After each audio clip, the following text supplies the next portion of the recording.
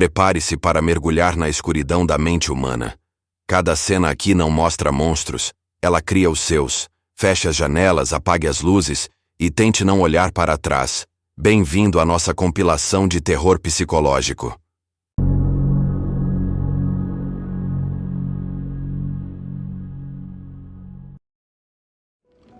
Gabriel sempre gostou do silêncio dos objetos antigos. Mas naquela noite, o som da tempestade não conseguia abafar um incômodo que ele ainda não entendia. Sob camadas de fuligem e tempo estava ela, uma mulher imóvel, exceto pelos olhos, cobertos, mas estranhamente presentes. Cada pincelada trazia à tona detalhes esquecidos. Na manhã seguinte, os olhos estavam diferentes, um pouco mais abertos, um pouco mais atentos. Na escuridão do quarto, Gabriel sonhava, com passos atrás da porta e com olhos que o seguiam, mesmo quando ele tentava fugir. A sua boca estava sorrindo? Ele não havia pintado aquilo. Era como se o quadro estivesse se restaurando sozinho. A mulher tinha um nome, Cecília Damiani, acusada de feitiçaria, queimada viva. Dizem que lançou uma maldição antes de morrer. A alma que me enxergar será minha janela. Com a última pincelada, os olhos se abriram de vez e, pela primeira vez, Gabriel sentiu que não era ele quem via o quadro, era o quadro que via por ele. Dias depois, o ateliê estava vazio. Apenas o quadro, embrulhado, esperava. Esperava o próximo restaurador, o próximo par de olhos. Décadas se passaram desde o último traço de tinta naquele ateliê. O tempo, implacável, silenciou as janelas, mas não o que repousava lá dentro. Caio, sobrinho neto de Gabriel, nunca conheceu o artista. Apenas as lendas sussurradas nas entrelinhas da família. E agora herda não só as chaves, mas os segredos do lugar. Papéis amarelados, pincéis rígidos pelo tempo e cadernos cobertos de símbolos, datas truncadas e palavras repetidas como mantras. Ela sorri, ela observa, ela sorri. No canto mais escuro, envolto em tecido grosso, o quadro repousava, intocado, mas não adormecido. Caio apenas puxou um pouco o pano, o suficiente para ver os olhos. Não era apenas pintura, era presença. A noite lhe trouxe imagens que não eram suas, mãos que não eram dele, gritos calados por paredes de tinta. O quadro havia se movido, ou talvez tenha decidido ser visto de novo. Apesar do medo, ou talvez por causa dele, Caio cedeu, pegou os pincéis, tocou a tela e sentiu como se ela respirasse. Traços que não aprendera, estilo que jamais estudara. Sua mão obedecia a algo mais antigo. O reflexo era sempre um segundo adiantado, como se previsse. Ao desmontar a moldura, encontrou um bilhete escondido. A letra tremida dizia: "Se ela sorrir, pare, ela te vê." Então, ela sorriu. Um movimento quase imperceptível, mas inegável. Os olhos brilharam como se comemorassem a chegada do novo herdeiro. O quadro, agora, tinha duas almas.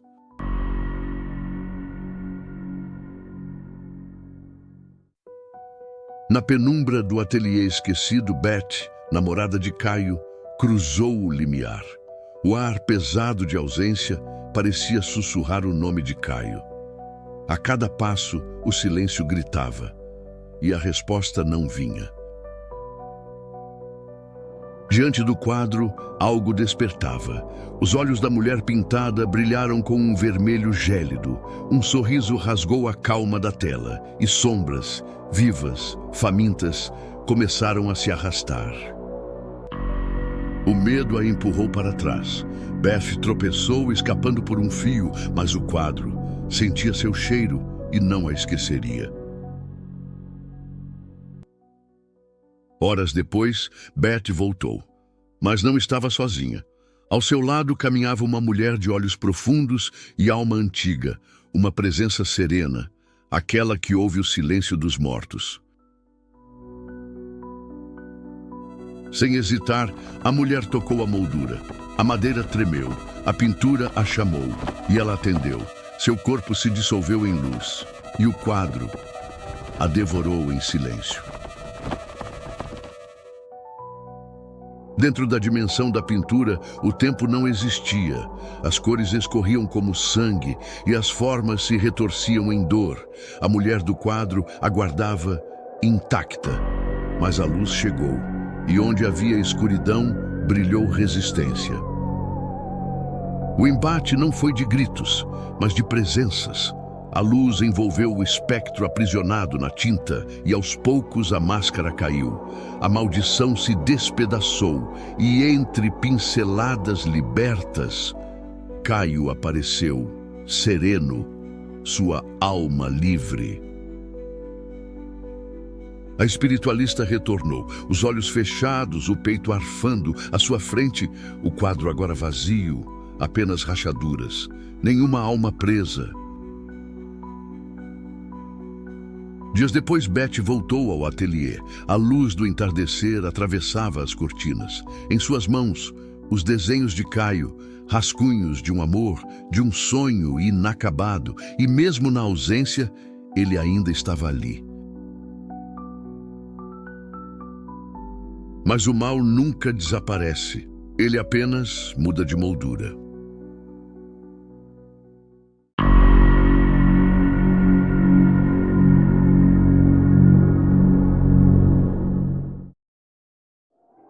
Laura chegou no fim da tarde. O céu nublado refletia o que ela sentia por dentro. Um recomeço silencioso, após tudo que deixou para trás. Herdou a casa de uma tia que mal lembrava, mas a sensação de familiaridade veio antes da chave girar na porta. Enquanto desfazia as caixas, uma delas já estava aberta. Livros fora do lugar, um porta-retratos com uma criança, sem rosto. Ela não se lembrava de ter trazido aquilo.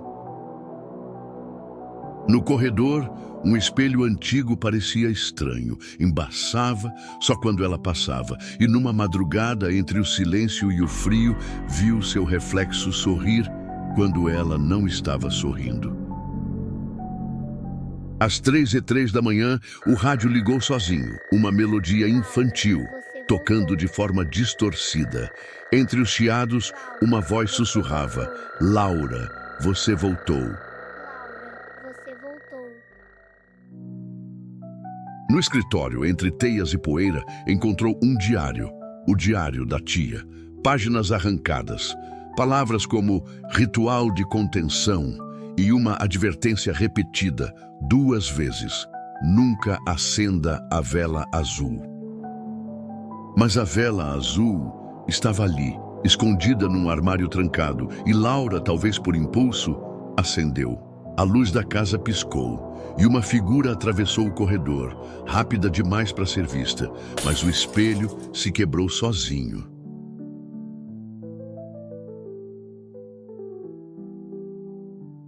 Na noite seguinte, ela ouviu risadas de criança vindo do sótão. No andar de cima, brinquedos antigos, uma boneca com os olhos costurados e paredes riscadas com giz vermelho. Laura, mas ele igual a amigos para sempre. As fotografias nos corredores mudavam lentamente. Olhos que antes olhavam para o horizonte, agora olhavam para Laura. Uma das fotos mostrava ela mesma, mas com os olhos negros. Em uma gaveta escondida, uma fita, escrita à mão, para ela quando voltar. Imagens em preto e branco, uma criança presa em um quarto escuro, olhos fundos, voz trêmula. Me deixe sair, Laura. Me deixe sair, Laura. Atrás de um quadro, a chave. O porão sempre esteve lá, esperando. A porta era fria e sussurrava mais alto que nunca. Desça. As escadas pareciam mais longas agora. No fundo, um quarto. Com desenhos infantis nas paredes e uma frase repetida como prece. Laura, minha amiga. Laura, não me deixa aqui. Algo se mexia no escuro, um arrastar seco e uma silhueta disforme rastejando nas sombras. Laura correu, mas a escada havia desaparecido e as vozes infantis sussurravam: fica com a gente, só mais um pouquinho. Fica com a gente, só mais um pouquinho. No chão, a vela azul. Ela tremeu, mas acendeu, tudo congelou. E então, a voz da tia ecoou: apague e ele fica. Acenda e ele vem. A tela escurece, silêncio, respiração. E então, você já está aqui também. Algumas casas guardam lembranças, outras guardam promessas quebradas. E uma promessa feita no escuro nunca morre sozinha.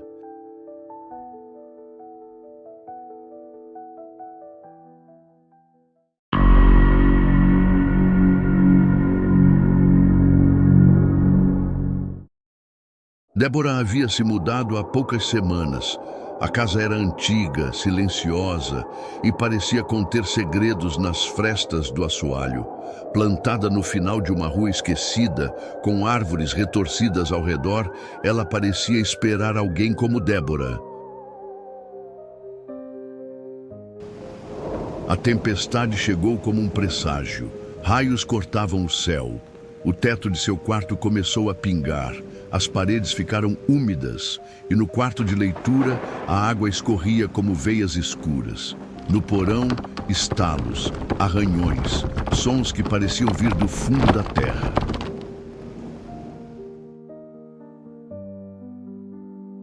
No dia seguinte, ainda vestida com um casaco fino, Débora ouviu a campainha tocar.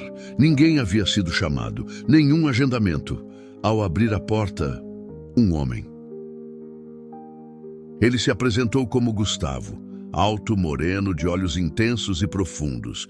Tinha um ar antigo, quase fora de lugar, e mesmo assim, um encanto estranho. Débora sentiu-se segura, ou seria hipnotizada.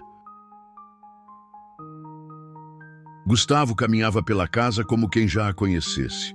Antes mesmo de Débora apontar os problemas, ele os identificava.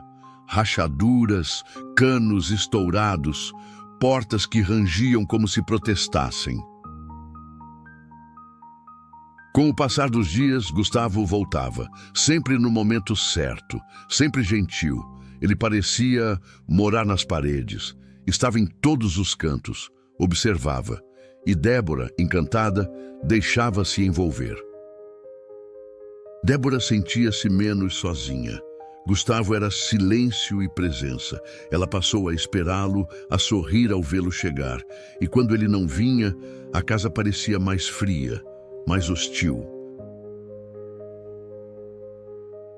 Certa noite, Débora ouviu passos no andar de cima. Mas ela estava sozinha.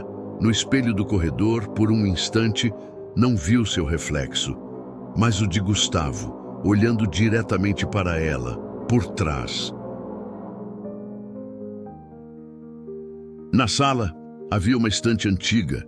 Gustavo sozinho passava longos minutos diante dela, tocando levemente sua lateral, como se escutasse algo. Atrás daquela estante, havia uma porta, que nunca estivera ali antes. Gustavo sabia que seu tempo estava acabando, mas não queria partir sozinho. Ele lembrava de sua própria morte, anos atrás, naquela mesma casa, um acidente, ou talvez um erro do destino. Desde então, permanecera ali, esperando alguém. Para levá-la com ele, ele precisaria matá-la, não por maldade, mas por amor, porque só assim ela poderia cruzar a porta, o portal que levaria ambos ao outro lado, para onde ele realmente pertencia. Gustavo combinou um jantar romântico com Débora e ela concordou. A noite do jantar chegou. A mesa posta, uma vela acesa, tremia diante da chuva lá fora. Gustavo trazia vinho e o veneno. Ele observava Débora enquanto ela sorria. Ela nunca imaginaria. E ainda assim, parecia confiar nele como se o conhecesse há vidas. Ela ergueu a taça. Brindaram em silêncio. O vinho desceu suave, com um gosto ligeiramente amargo. Gustavo não desviou os olhos enquanto ela o bebia. Os olhos de Débora se tornaram pesados. Seu corpo perdeu a força. A taça caiu e se quebrou no chão. Em seus últimos segundos, ela sussurrou o nome dele. Não com raiva, mas como quem finalmente entende tudo. Gustavo moveu a estante. A madeira rangeu com um lamento. A porta revelou um corredor escuro, feito de névoa e memória. Gustavo carregou não o corpo, mas o espírito de Débora, que agora estava livre, livre para ir com ele. Juntos atravessaram a porta. Os passos não faziam som. Atrás deles, a porta se fechou sozinha. A estante voltou ao lugar. A casa ficou em silêncio. Com o tempo, novas goteiras surgirão, novas rachaduras. A casa voltará a chamar, e um novo morador talvez ouvirá um dia, alguém batendo a porta. Se alguém lhe oferecer ajuda em uma casa velha, olhe bem nos olhos dele. E se forem olhos que já viram a morte, não abra a porta.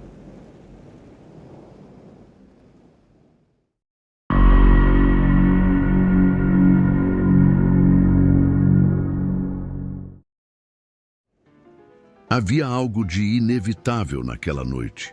Raul, sócio dedicado, dirigia sozinho pela estrada molhada, sem saber que aquele seria seu último trajeto. Os freios falharam. Um deslize, um grito abafado, um impacto seco e o silêncio final. Arthur, o amigo de infância, parceiro de negócios, tinha cortado a mangueira de fluido de freio com as próprias mãos. Para ele, foi apenas uma jogada suja. Para Raul, foi uma sentença. 3 dias depois do dia de finados, Arthur retorna ao cemitério, onde a esposa, Madalena, foi enterrada há exatos 7 meses. Ele nunca gostou de vir. Não por saudade, mas porque ali as culpas sussurram. Em sua mão, flores baratas. No rosto, um arrependimento vazio. Não há amor verdadeiro em sua voz quando sussurra: "Você me deixou cedo demais, mas tudo bem, eu segui em frente." O vento sopra, mas não parece natural. Sussurra seu nome. Arthur. Ele olha para os lados. Nada. Mas as árvores estão mais curvadas, as sombras mais espessas. É como se algo respirasse ao seu redor. Ao tentar ir embora, Arthur se dá conta, os caminhos mudaram. O cemitério que ele conhecia bem está diferente. Ele reencontra o túmulo de Raul. As flores estão secas, mas há algo pior. Marcas, como arranhões, na terra. Arthur ri. Aquele riso sem humor. Você mereceu, Raul. Só teve o azar de confiar demais. Ao se apoiar no túmulo, sente a terra ceder sob seus dedos. É mole, quente. Uma gosma negra escorre entre suas unhas. Ele recua e a terra treme, como se respirasse. Entre a neblina, uma figura surge. Madalena, pele pálida, vestido manchado pelo tempo. Ela sorri. Um sorriso impossível. seus olhos fixos, vivos demais. Mas quando se aproxima, seu rosto oscila entre o belo e o apodrecido. Arthur congela. Atrás dele surge Raul, roupas rasgadas, rosto desfigurado, mas os olhos continuam vivos e cheios de dor. Arthur, ainda lembra do barulho dos freios? Ou prefere lembrar da sua risada enquanto eu morria? Arthur corre, mas o cemitério é um labirinto. Tudo leva de volta ao mesmo lugar, o túmulo de Raul. Ele grita, mas só o silêncio responde. A cada passo, algo arranha suas costas. O ar está pesado, o mundo menor. E então ele vê uma cova aberta, a lápide tem seu nome, Arthur M. Salles, 1969-2025. Ele tropeça, cai de joelhos, tenta fugir, mas mãos invisíveis o arrastam pela terra fria. A cova o engole como boca faminta. No fundo da cova, ele não encontra escuridão, mas luz. Duas figuras pairam acima, Madalena e Raul. Ela chora, ele sorri. O corpo de Arthur começa a encolher. Seus ossos estalam, um a um, partidos. Seu corpo se retorce como confissão viva. Só a culpa tomando forma. No dia seguinte, o cemitério parece normal. O túmulo de Raul agora tem 2 velas acesas. Ao lado, uma nova lápide repousa, ainda com a terra fresca. Arthur M. Salles descansou, como viveu. Mas ninguém sabe quem acendeu as velas. Um velho coveiro caminha lentamente entre os túmulos. Ele olha para o túmulo, sorri. Os olhos são os de Raul. A morte é justa, mas o que fazemos antes dela, isso ecoa no escuro.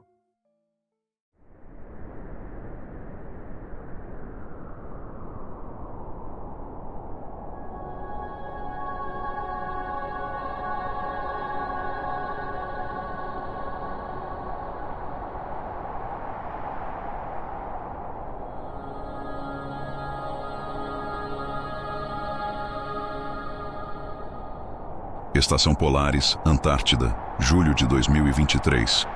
Um grupo de cientistas buscava sinais de vida sob o gelo eterno, mas em sua busca despertaram algo que jamais deveria ter sido incomodado. Ali, onde o vento cortante sussurra segredos antigos, começou o horror que marcaria o fim. Equipe 3. Encontramos uma anomalia no setor B6. Enterrada por milênios, a criatura desafiava as leis da evolução. Um corpo intacto, monstruoso, sem olhos para ver, mas repleto de ouvidos para ouvir o mundo. Isso não é um fóssil. Está intacta. O transporte foi o primeiro erro. O que dorme sob o gelo não deve ser movido. Cuidado. Qualquer vibração pode acordá-la. Na profundidade do laboratório, a curiosidade venceu o medo. Luzes intermitentes lançavam sombras dançantes, como se o próprio ambiente tremesse de ansiedade. Foi um descuido banal que abriu a porta do inferno. Merda! O gelo está rachando! Ela não precisava de olhos para caçar. Não se mexam, ela nos sente. Mas o som é um convite para caçar. O coração acelerado foi seu chamado, a respiração ofegante sua trilha. Movimento era ruído, ruído era morte.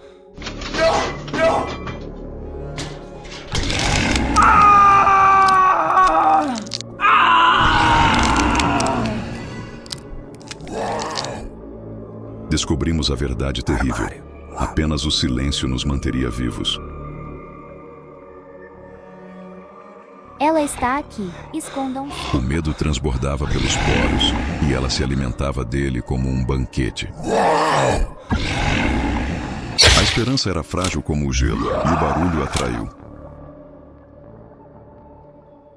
Eu vou trazê-la. Preparem o nitrogênio.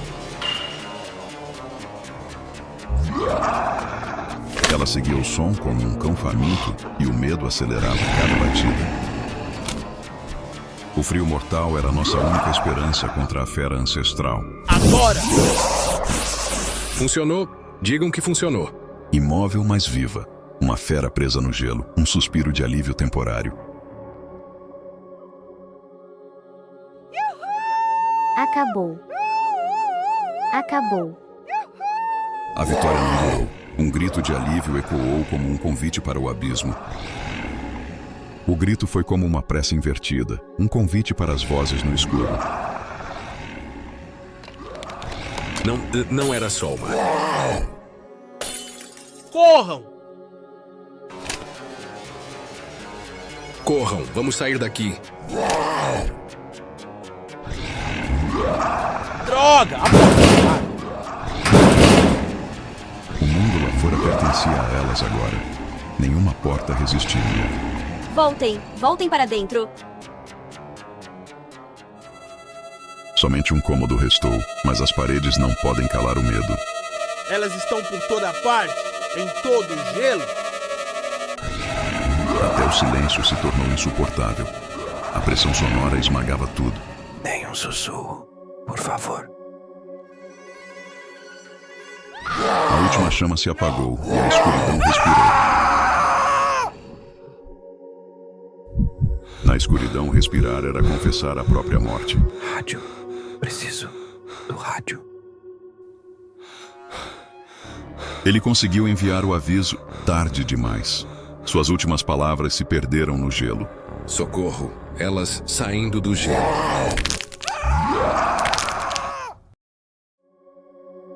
Alguns monstros não precisam de olhos para nos encontrar. No gelo partido, o mundo inteiro treme.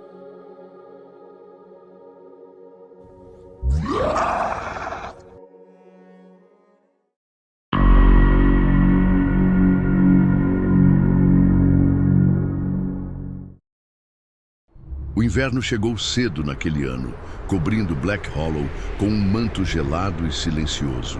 A lua cheia, alta e pálida no céu noturno, parecia espiar por entre as nuvens como um olho antigo que tudo via. Os ventos gélidos sussurravam segredos nas frestas das casas, e as sombras pareciam crescer mais densas a cada passo que a noite avançava, anunciando que algo terrível estava à espreita. Naquela noite, um dos aldeões saiu para buscar lenha antes que a tempestade chegasse. Mas o que encontrou na escuridão foi a própria morte. O silêncio absoluto da floresta foi rompido apenas por passos apressados e um suspiro de medo antes que tudo se calasse de novo, como se a própria noite tivesse engolido o homem. Quando o sol pálido da manhã seguinte se ergueu, um grito cortou o ar gelado. Haviam encontrado o corpo do desaparecido. Jazia mutilado na neve, marcas profundas de garras cruzando-lhe o peito e rasgando a carne. Um silêncio pesado recaiu sobre os aldeões, enquanto o cheiro acre de sangue fresco se misturava ao odor úmido da terra e da madeira apodrecida. Alarmados, os aldeões se reuniram no salão principal. Sir Edward, o mais velho e respeitado entre eles, mantinha o olhar firme, mas em seus olhos havia a sombra da dúvida. As chamas das tochas tremeluzentes projetavam silhuetas tortuosas nas paredes, enquanto a incerteza pairava sobre todos, tão espessa quanto a fumaça que subia das lareiras. Temos que caçar a besta. Mas que tipo de criatura faria isso? Na noite seguinte, guiados apenas pela luz fria da lua, os homens seguiram os rastros que levavam à floresta. O ar parecia mais denso ali, como se a própria floresta guardasse um segredo. Galhos retorcidos, cobertos de neve, rangiam com o vento, e a respiração dos homens se tornava vapor em meio à escuridão que parecia viva. As pegadas que encontraram não eram de nenhum animal conhecido. Marcas enormes de garras, tão fundas que chegavam a cortar a crosta gelada da terra. O rastro serpenteava como um presságio pela neve, desaparecendo nas profundezas da floresta, onde nem a luz da lua ousava entrar. De volta à aldeia, a decisão estava tomada. Ao amanhecer, partiriam para caçar a fera. Homens de semblante sério afiavam lanças e machados, enquanto mulheres rezavam baixinho, suplicando proteção para aqueles que se arriscariam na mata escura. Cada martelada em uma lâmina, cada palavra de fé era um lembrete do medo que os consumia. Mas nada poderia prepará-los para o que aguardava na escuridão. Quando a lua se ergueu no alto, a fera se revelou. Uma criatura de pelos negros como breu, olhos que ardiam como brasa. Garras rasgavam carne, gritos ecoavam no frio cortante. No caos, apenas Thomas encontrou um instante de fuga, seu braço rasgado e a alma marcada para sempre. Cambaleante, Thomas emergiu das sombras antes do amanhecer. Seu rosto estava pálido como a lua, e o sangue escorria de seu braço como um rio escuro. Carregado pela dor e pelo horror, suas palavras eram um sussurro quase inaudível, mas seu olhar falava de um mal que ia além do entendimento humano. Não é um lobo, é algo pior. Com a aldeia ainda em luto, a pequena Emily, curiosa e inocente, se aventurou pela borda da floresta. Seus passos suaves não faziam barulho e seu olhar estava cheio de admiração. Mas cada árvore parecia um guardião silencioso e a névoa dançava ao seu redor como um aviso de que ali não era lugar para crianças. Foi a voz de sua mãe, forte e aflita, Emily! Que a salvou do destino que a aguardava. Emily parou assustada venha já pra casa. e o medo floresceu em seu Emily! peito. A voz amorosa rompeu o feitiço Emily, da venha já floresta, pra casa. chamando-a de volta à segurança da aldeia. Mas a sombra da fera continuava a espreitar, oculta entre as árvores. Sir Edward sabia que precisavam de ajuda além da força dos aldeões. Trouxe William Blackthorne, um caçador conhecido por enfrentar criaturas que não deveriam existir. Seu olhar era tão frio quanto as lâminas que carregava, e seu silêncio falava de histórias sangrentas que jamais seriam contadas. Na taverna escura, Blackthorne afivelou seu cinto com munição de prata. Cada cartucho polido era uma promessa de morte. À luz bruxuleante do fogo, ele afiava a adaga enquanto seus pensamentos estavam longe, em florestas distantes e em monstros que só ele sabia caçar. Essa besta vai sangrar. Quando a lua voltou a subir, William entrou sozinho na floresta. Cada passo que dava era um desafio lançado ao destino. Os galhos se fechavam como dedos de um cadáver ao seu redor, mas ele não hesitava, pois já havia enfrentado o pior que o mundo podia oferecer. E então, a fera o encontrou. Um rosnado profundo cortou o silêncio e um vulto negro como a própria noite avançou sobre ele. William levantou o mosquete, mas o monstro era rápido, brutal. William caiu, com a morte respirando em seu rosto. No clarão de um disparo falhado, a fera fugiu. Mas nem mesmo o demônio daquela floresta podia matá-lo. William se ergueu, ferido, mas vivo. Seu sangue se misturava à neve, enquanto a criatura sumia de vista, como um pesadelo que se recusa a morrer. Na próxima lua cheia, será seu fim. Ele sabia que a próxima lua cheia seria o momento de decisão. Na aldeia, o medo virou oração.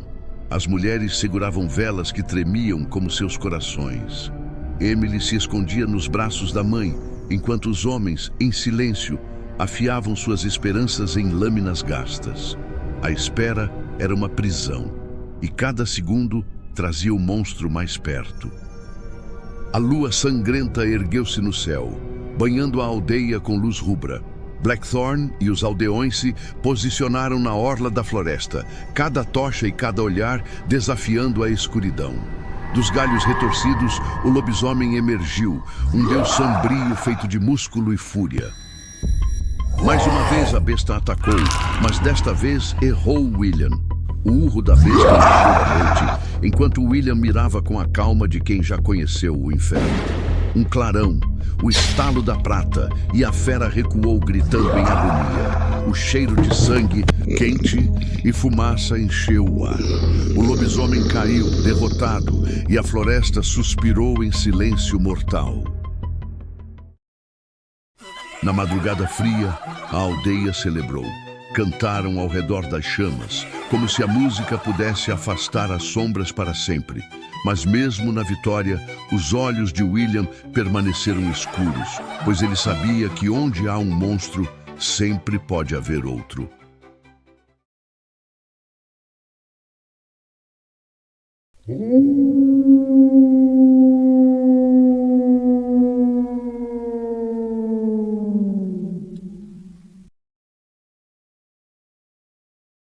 Obrigado por assistir o vídeo. Deixe seu like, inscreva-se no canal e clique no sino de notificações para receber novos vídeos. Deixe também seus comentários, isto ajudará o canal a crescer.